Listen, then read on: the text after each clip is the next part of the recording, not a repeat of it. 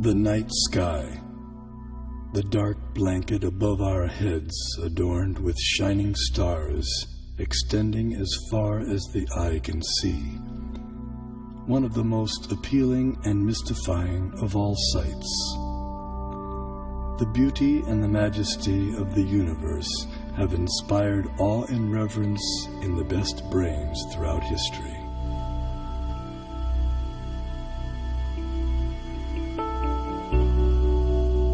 There is a perfect brain behind all the natural physical laws.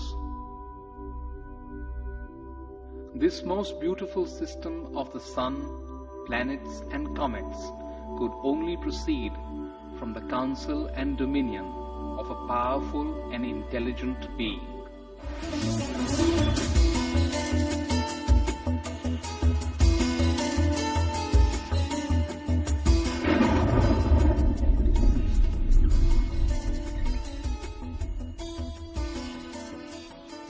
Please describe the symptoms of this manifest world.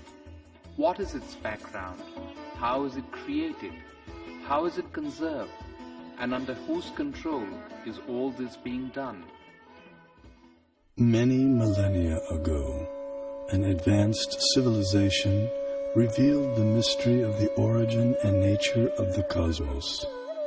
The term Vedic refers to the civilization of ancient India. Angkor Wat, the world's largest temple complex, with walls nearly 1/2 mile on each side, was built between 1112 and 1150 AD in Cambodia.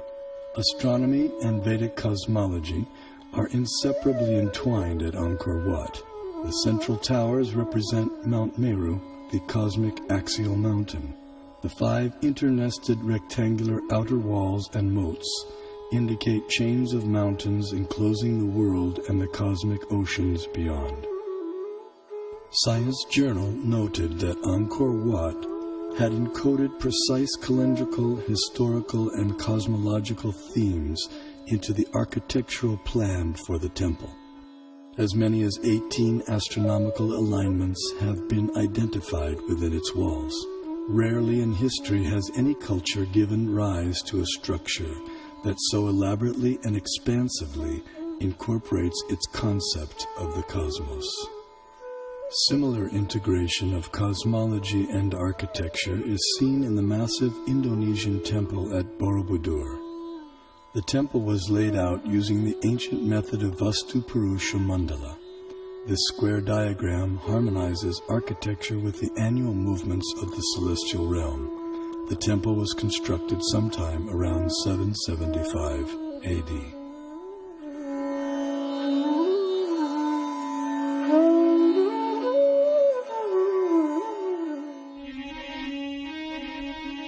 His Divine Grace A.C. Bhaktivedanta Swami, also known as Srila Prabhupada, author of 84 books on Vedic knowledge and founder of the International Society for Krishna Consciousness and the Bhaktivedanta Institute.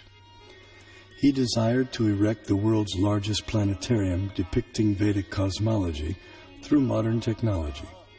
He hoped that this gigantic virtual 3D animated model would give the contemporary world access to the Vedic cosmos.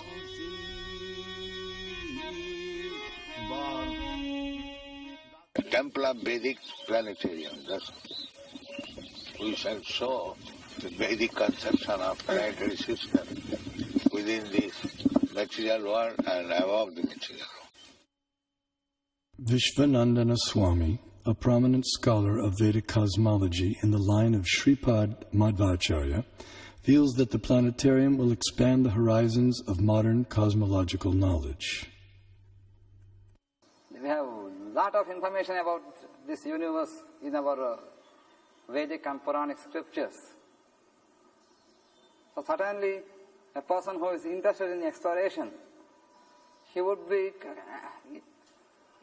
get some material for exploration. The planetarium had many different exhibits, so he wanted some exhibits that would create this doubt in science that they don't have the proper explanation, and that the Bhagavatam has a better explanation. In the temple, and that, it would show the Vedic cosmology. And I think later on, he said that even if the scientists don't accept it, we don't care. We just show what's in the Bhagavatam. We don't care whether people accept it or not, but we should just show it. In a letter to Bhakti Swarup Damodar Swami, Srila Prabhupada delineated 4 phenomena to be explained in the planetarium. Explain the passing seasons, the eclipses and the phases of the moon, and the passing of day and night, etc. Then it will be a very powerful propaganda. The literature of that period contains a wealth of cosmological knowledge encoded in Sanskrit, arguably the world's oldest language. This knowledge has the potential to enrich our understanding of the cosmos we live in.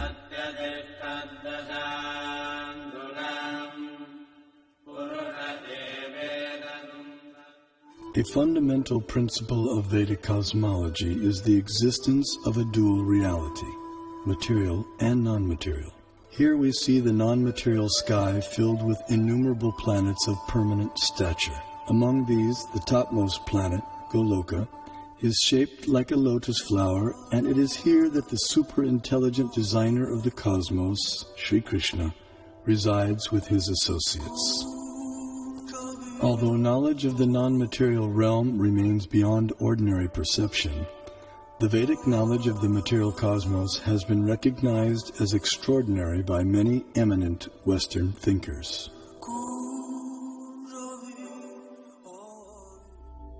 As in Hindu mythology, it is a continual dance of creation and destruction involving the whole cosmos, the basis of all existence and of all natural phenomena. Long before it became a scientific aspiration to estimate the age of the earth, many elaborate systems of the world chronology had been devised by the sages of antiquity. The most remarkable of these occult timescales is that of the ancient Hindus.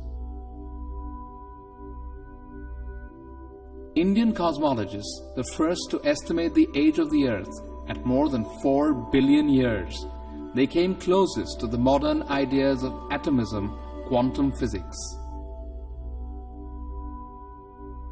To the philosophers of India, however, relativity is no new discovery, just as the concept of light years is no matter for astonishment to people used to thinking of time in millions of kalpas. A kalpa is about 4,320,000 years. The Hindu religion is the only one of the world's great faiths dedicated to the idea that the cosmos itself undergoes an immense, indeed an infinite, number of deaths and rebirths.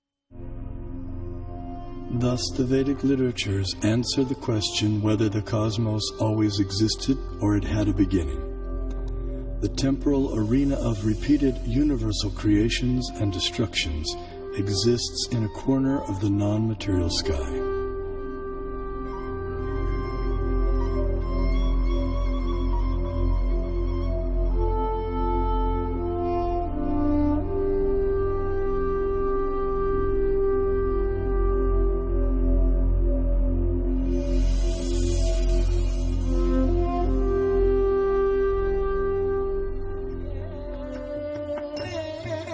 This material nature, which is one of my energies, is working under my direction, O son of Kunti, producing all moving and non-moving beings. Under its rule, this manifestation is created and annihilated again and again. The only religion in which the timescales correspond, no doubt by accident, to those of modern scientific cosmology. Its cycles run from our ordinary day and night to a day and night of Brahma. 8.64 billion years long, longer than the age of the Earth or the Sun, and about half the time since the Big Bang. And there are much longer time scales still. The material universe works on the principle of relative time. As such, a day of Brahma equals 8.64 billion years by earthly calculation. Since Brahma has passed half of his lifetime thus far, the age of our universe turns out to be approximately 155 trillion years. After another Brahma century, he stirs, recomposes himself, and begins again to dream the great cosmic lotus dream. Here we behold a form of the superintelligent being Vishnu, reclining in mystic slumber amid the causal ocean. When he exhales, millions of universes issue from his body and expand, until he inhales when all the universes return within him. The universe is a sphere encased by successive coverings of the elements earth, water, fire, air, ether, intelligence, and ego. As a coconut has its hard outer shell and inner liquid, so the universe has its outer coverings and an inner space half filled with ocean water. On that ocean, another Vishnu expansion reclined on a serpent bed while being massaged by his consort Lakshmi.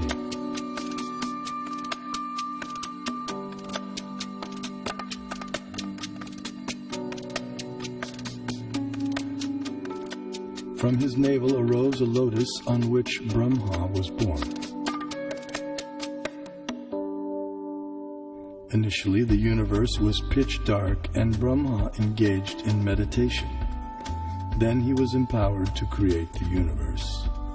This account of creation may appear fantastic to some, but modern scientific theories also require fantastic leaps of faith to explain the origin of the universe. This is evident from the words of eminent physicist Stephen Hawking. Either we have failed to see 99% of the universe, or we are wrong about how the universe began. Vedic cosmology explains that the universe is made up of 14 vertically arranged planetary systems, or lokas. Each system resembles a galaxy and comprises stars, planets, and other celestial bodies. The topmost planetary system is Satyaloka, the abode of Brahma, which is at a height of 1.87 billion miles above Earth.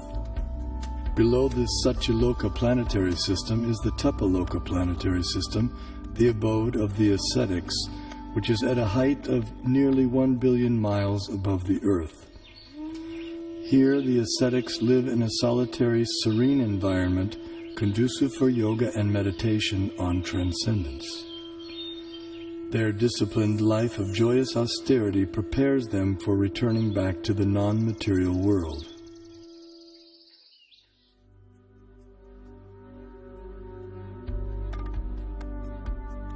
As we move down from Tapaloka, we pass through Maharloka and Janaloka until we reach the Svargaloka planetary system, also known as heaven.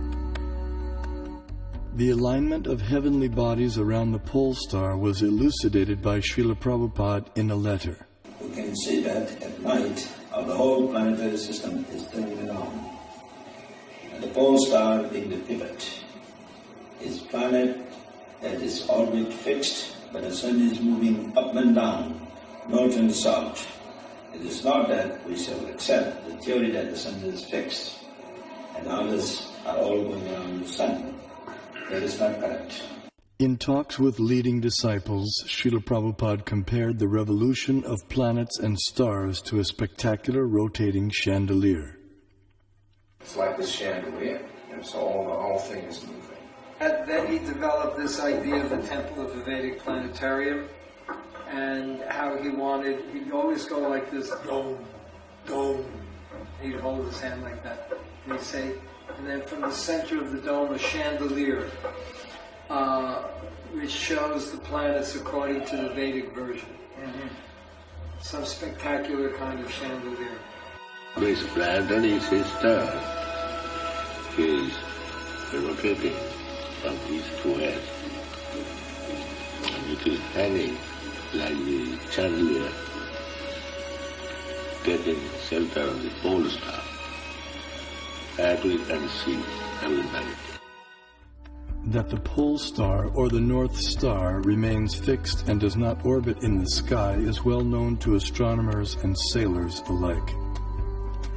Less known is the fact that the pole star rotates powerfully on its own axis. The ancient Vedic text called Matsya Purana explains, "The planets and stars are all attached to the pole star by invisible astral cords of wind called pravaha. The revolution of the pole star causes the orbital motion of other planets and stars." Through meditation, yogic astronomers visualize the planets and stars as different parts of the body of Shishumar, the transcendental dolphin. The pole star, the topmost of the heavenly planets, is like the capital of the middle universe.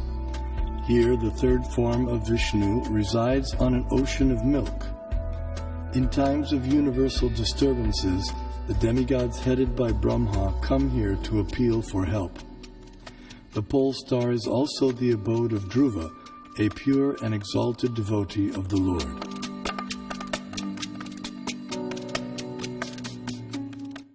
Now let's look at the workings of our solar system. The mainstream scientific notion has been to portray the solar system as heliocentric or sun-centered.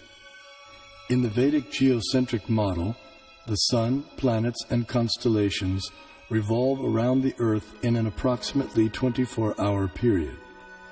What may surprise many is that a geocentric or Earth-centered model is also capable of explaining the cosmic phenomenon with equal, if not better, accuracy, as is confirmed by many eminent scientists. Either CS could be used with equal justification. The two sentences, "the sun is at rest and the earth moves," or "the sun moves and the earth is at rest," would simply mean two different conventions concerning two different CS.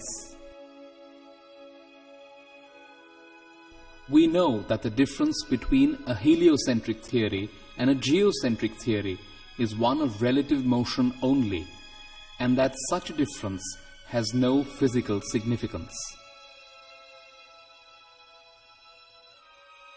Obviously, it matters little if we think of the Earth as turning about on its axis, or if we view it at rest while the fixed stars revolve around it. Geometrically, these are exactly the same case of a relative rotation of the Earth and the fixed stars with respect to one another.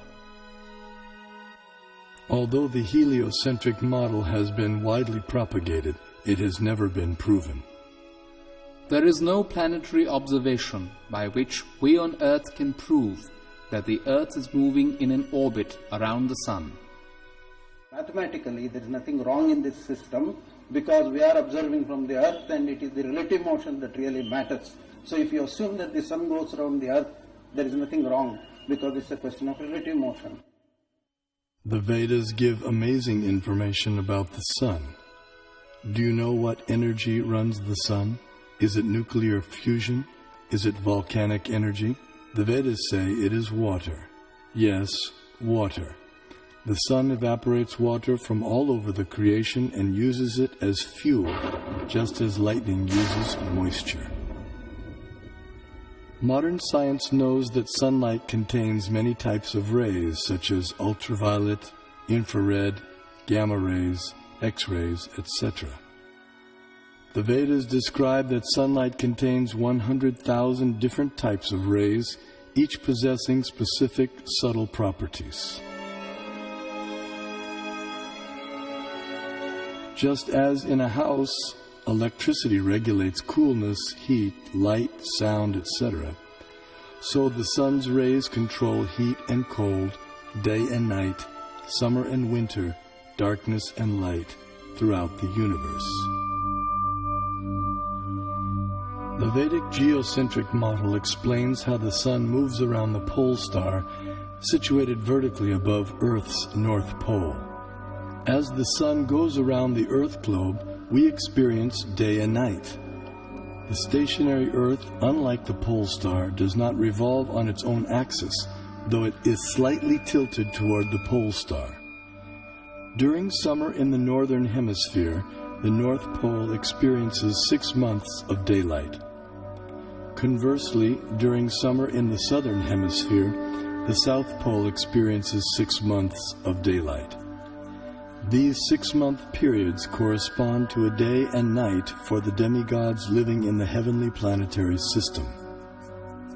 Vedic cosmology accounts for this phenomena by the vertical motion of the sun, technically called Uttarayana and Dakshinayana. The sun moves upward on an incline for half a year and then downward for the next half. This motion produces 2 effects on Earth, namely the changing of the seasons and the varying durations of day and night.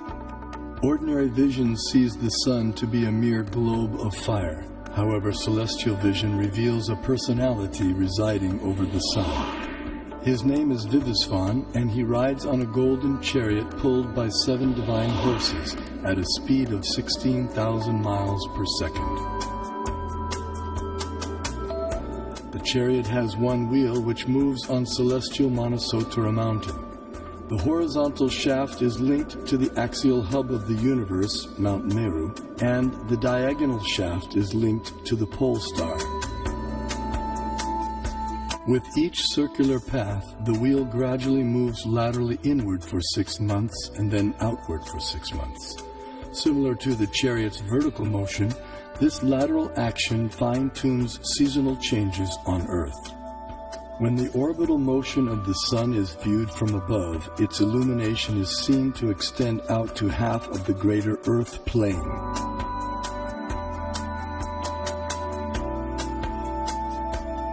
During its orbit, the sun passes over the 4 cities situated in the 4 cardinal directions. The city over which the sun is passing experiences noon, and the city in the opposite direction experiences midnight. The 2 other cities experience sunrise and sunset.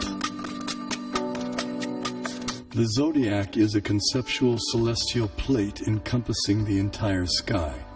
Like the face of a clock, the zodiac is divided into 12 divisions of 30 degrees each, called signs of the zodiac, or rashis.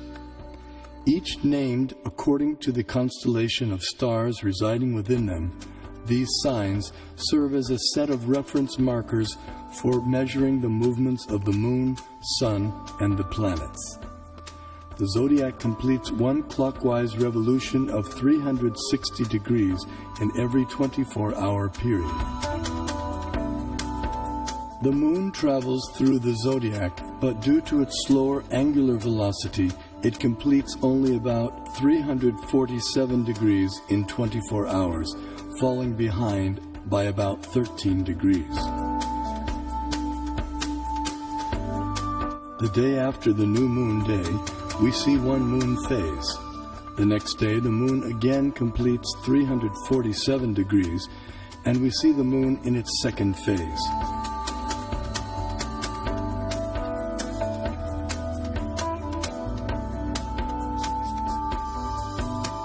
In this way, the moon appears to travel in the opposite direction through the zodiac. This is also called retrograde motion. Thus, the phases of the moon increase each day for 15 days until the full moon. Then the moon's phases decrease gradually by 1 phase each day until the dark moon night. The Srimad Bhagavatam describes the vertical positions of the planetary orbits. First above the Earth plane is the Sun at a height of 0.8 million miles. Next higher comes the Moon at 1.6 million miles, followed by the Nakshatras, 28 stars, at twice the height, then Venus, Mercury, Mars, Jupiter, Saturn, Saptarishi constellation, and then finally the pole star at a height of 30.4 million miles. Although the Sun is 0.8 million miles above the Earth plane, its horizontal distance from the Earth is much greater. Although varying with the seasons, the mean Earth-Sun distance works out to be approximately 100 million miles. 80,000 miles below the Sun is a dark or invisible planet named Rahu. When this planet comes between Earth and the Sun on the new moon day, or Amavasya, while the moon is in the same conjunction or straight line, a solar eclipse takes place. The eclipse is full for those on Earth who are situated in line with the conjunction, while others may see it partially. Similarly, when Rahu comes between the Earth and the Moon on the full moon day, or Purnima, while the Sun is in the same conjunction, a lunar eclipse takes place. This is seen by anyone on Earth who can see the Moon. The eclipse is either full or partial depending on the movement of Rahu. At least 5,000 years ago, the Vedas were able to predict eclipses precisely. This science is still used today with the same extraordinary accuracy. Science is defined as systematized knowledge of things around us.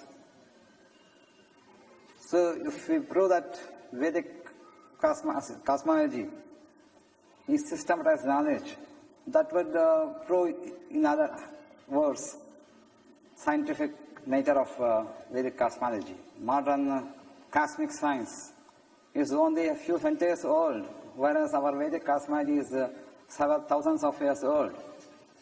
So the modern science certainly cannot be a base for ancient Vedic cosmology.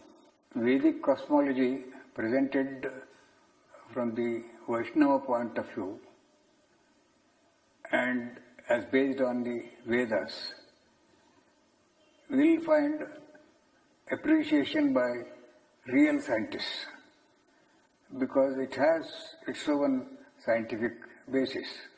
Science has always changed. Over the centuries, one theory after the other has come and replaced the former theory.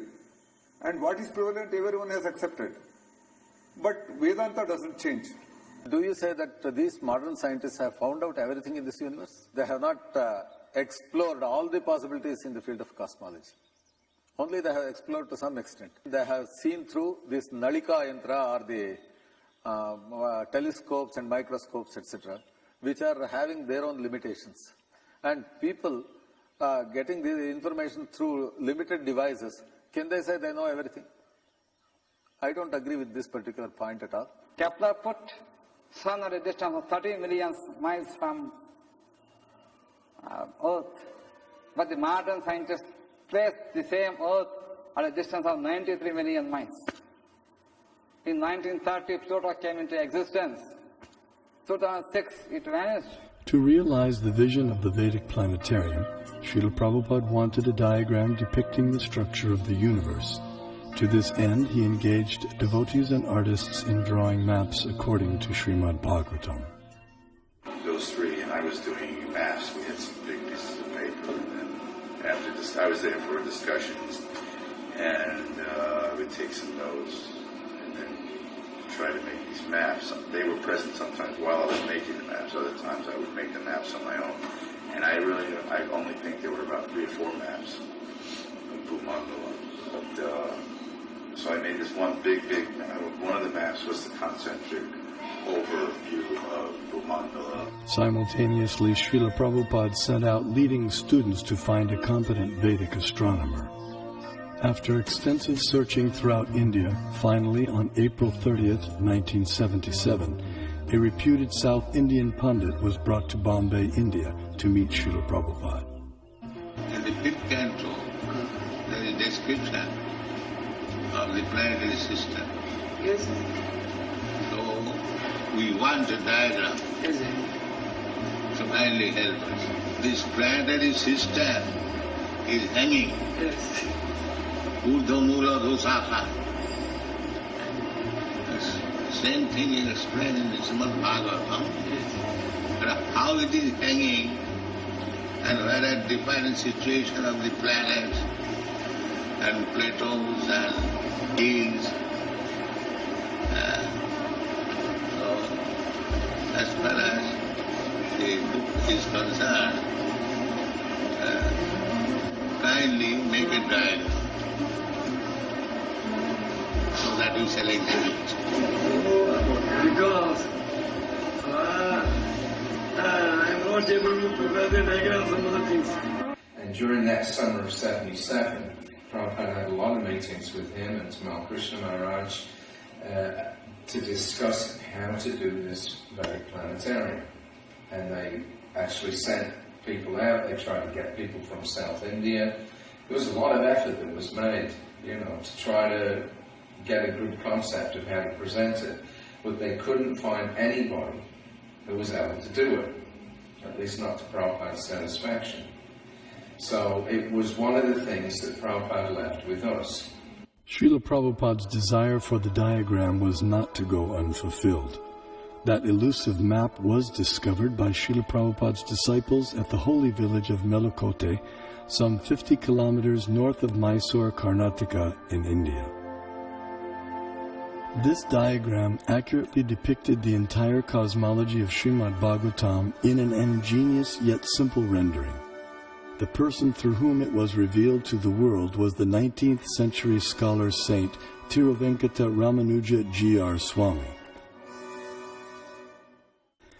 Born in Sri Perumbudur, Tamil Nadu, Tiruvenkata Swami went on to become an acharya or spiritual leader in the preceptorial line known as the Sri Sampradaya.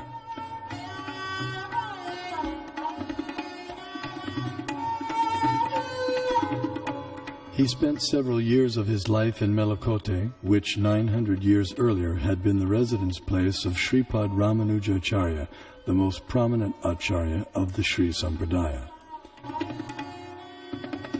At Melakote, in the 1,000-year-old temple, Tiruvenkata Swami studied and taught the Vedas and also worshipped the deity of Tirucheluva Narayan.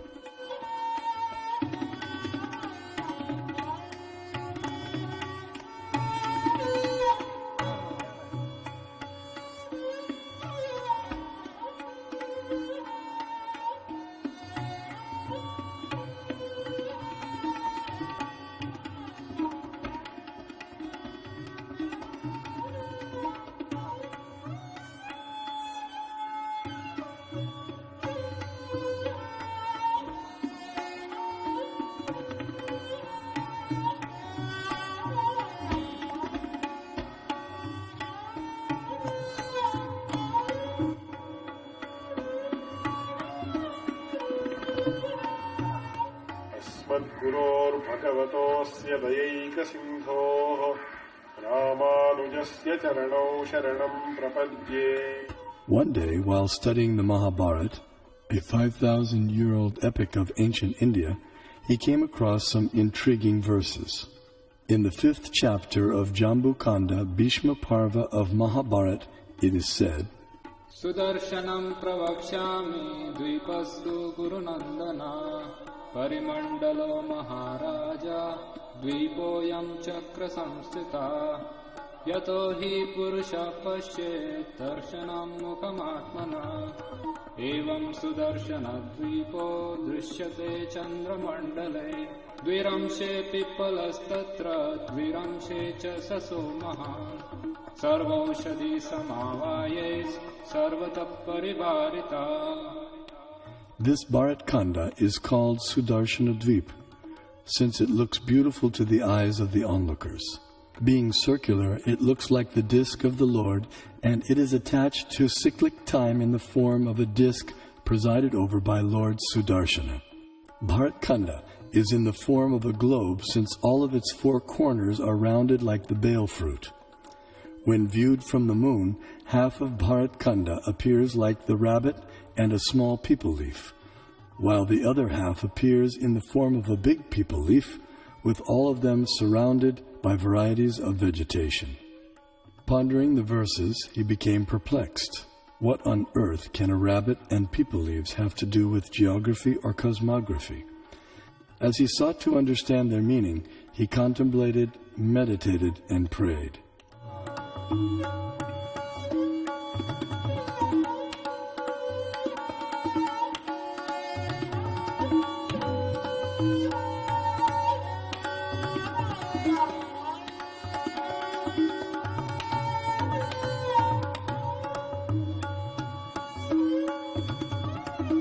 Finally, by divine inspiration, He sketched a drawing of the rabbit and the people leaves, but still remained mystified about their connection with the Earth's geography. Suddenly it dawned on him that if the drawing was turned upside down, the rabbit perfectly corresponded with Europe, Asia, and Africa, while the people leaves corresponded with North America, South America, and Australia. These continents comprise our Earth, which the Mahabharata calls Bharat Khanda.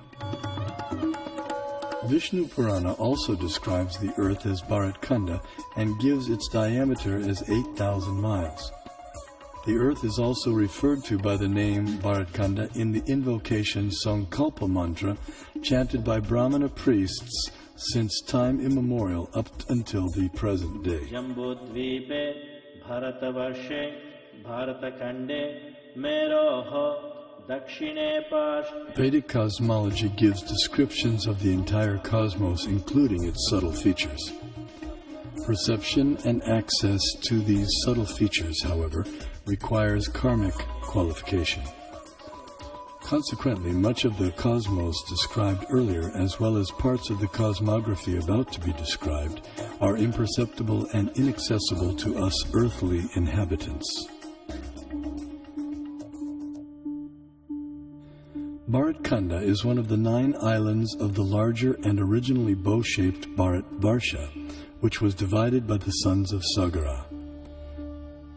Being completely surrounded by water, the islands are mutually unreachable. In the Vedas, Bharat Khanda, our Earth, is also referred to by other names such as Sudarshan Dvip, Kumarika Dvip, and Navadvip, etc.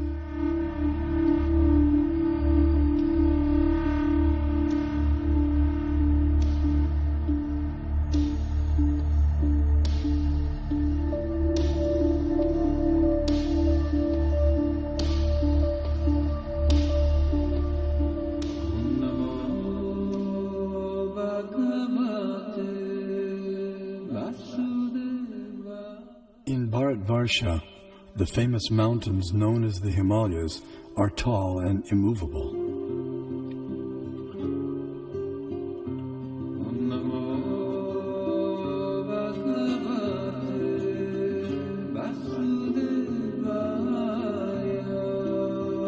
Here we find an abode of Lord Shiva, the greatest of the demigods.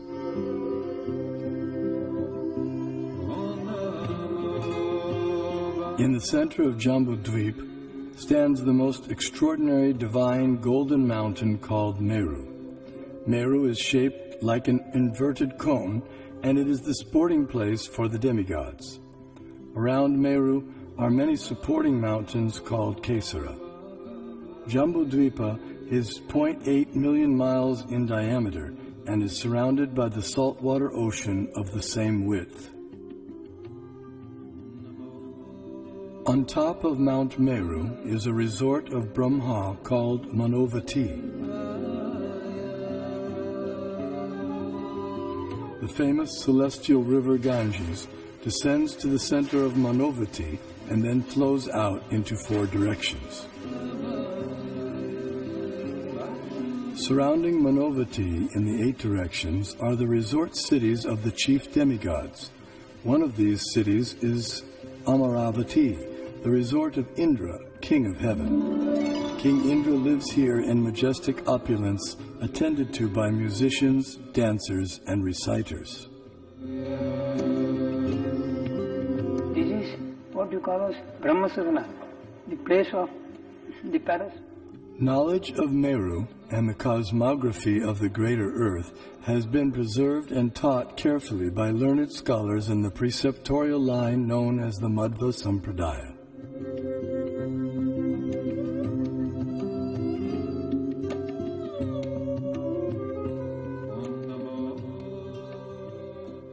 The greater earthly planetary system extends out to the edges of the universe and has a diameter of 4 billion miles. Known as Bhumandala, shaped like a lotus flower, it has 7 concentric islands and oceans with Mount Meru as its pericarp.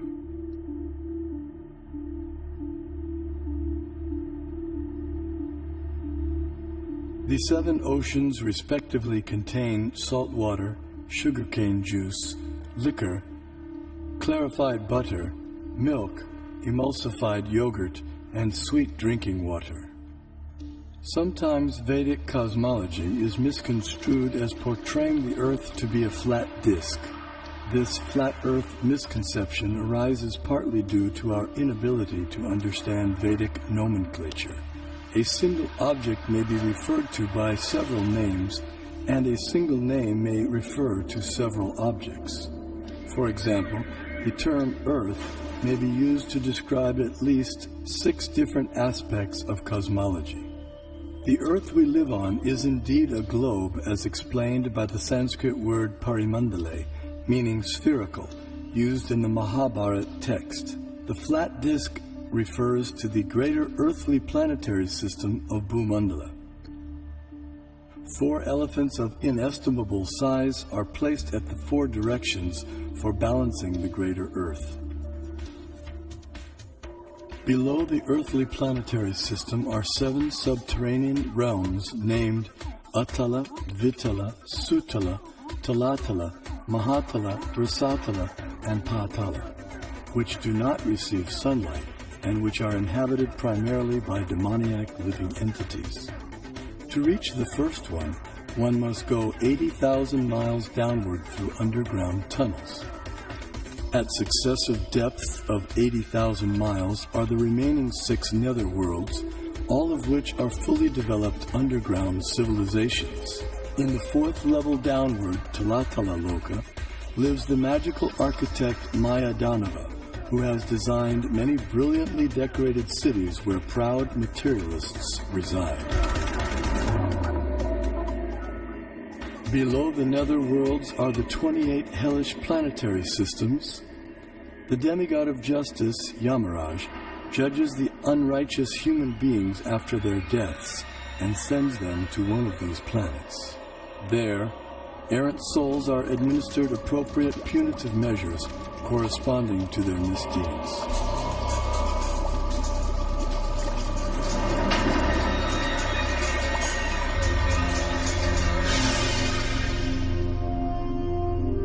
The earthly and subterranean planetary systems rest upon one of the hoods of the gigantic divine serpent, Shesha.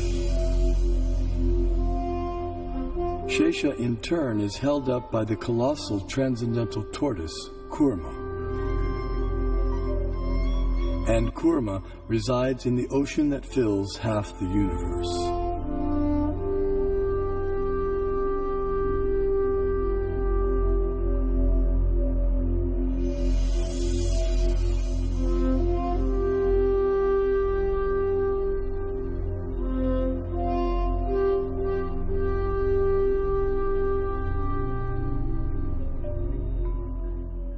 We had the great stalwarts in Kerala, like Madhava, who gave infinite series formulae for sine, cosine, pi, nearly 2 centuries before Newton was born, to teach calculus to the world. Albert Einstein also recognized the contribution of Vedic mathematics to science.